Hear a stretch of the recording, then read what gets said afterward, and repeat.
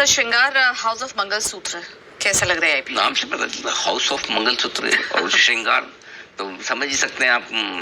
कल मैनेजमेंट भी आई थी स्टूडियो में। बिल्कुल। तो ये जेम्स ज्वेलरी स्पेस की कंपनी ज्वेलरी बनाने का करती है कारोबार, और इसका कारोबार विशेष करके जो है मंगलसूत्र बनाने में। एक ही प्रोडक्ट बनाते हैं मंगलसूत्र। हमारी राय ये कि इसमें अच्छी लिस्टिंग गेन और साथ ही लॉन्ग टर्म दोनों की लिहाज से आप लगा सकते हैं। क्यों लगाना चाहिए, इसके पॉजिटिव्स बता दूं। एक्सपीरियंस प्रोमोटर्स हैं, 3 जनरेशन से इस बिजनेस में है, काफी अनुभव है इसका बिजनेस का, कारोबार का। स्ट्रॉन्ग लीडरशिप है इस कंपनी की मंगलसूत्र सेगमेंट में।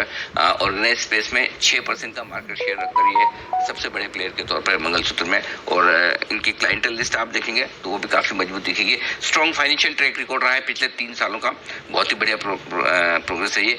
क्लाइंटल लिस्ट में एक इंटरेस्टिंग चीज है, एक तो सबसे बड़े बड़े ज्वेलर्स जो है वो तो है, होलसेल ज्वेलर्स, साथ ही कॉर्पोरेट क्लाइंट्स, हर एक तरह के रिटेल, तीनों से इनका बिजनेस आता है। तो एकदम डाइवर्सिफाइड बिजनेस मॉडल है, वो एक अच्छी बात है।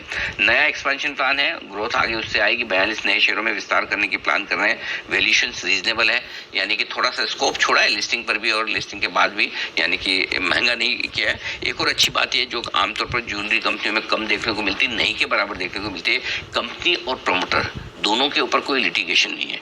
ये बहुत बड़ी चीज है, क्योंकि आमतौर पर इसको लोग इन्वेस्टमेंट करने के तौर पे सोचते नहीं, लेकिन प्रमोटर की क्वालिटी के लिहाज से ये छोटी छोटी चीजें जो बड़े मायने रखती है कि अगर आपके ऊपर किसी तरह का इस तरह के कारोबार में लिटिगेशन ना होना अचीवमेंट है ये, यानी कि नीट एंड क्लीन कंपनी, आप इसे एक तरह से मान सकते हैं। अब आइए नेगेटिव्स।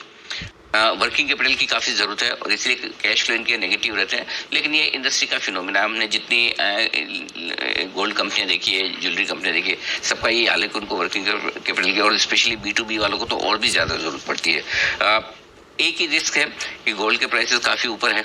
अगर गोल्ड के प्राइसेस नीचे आते हैं तो थोड़ा प्रॉफिटेबल पर इम्पैक्ट तो आता है, लेकिन आपको पता है, हमको पता है, इवेंचुअली तो गोल्ड के दाम बढ़ते ही है, तो कहीं कहीं आगे पीछे ऑफसेट हो जाता है, शॉर्ट टर्म में वो वोलेटिलिटी रहती है।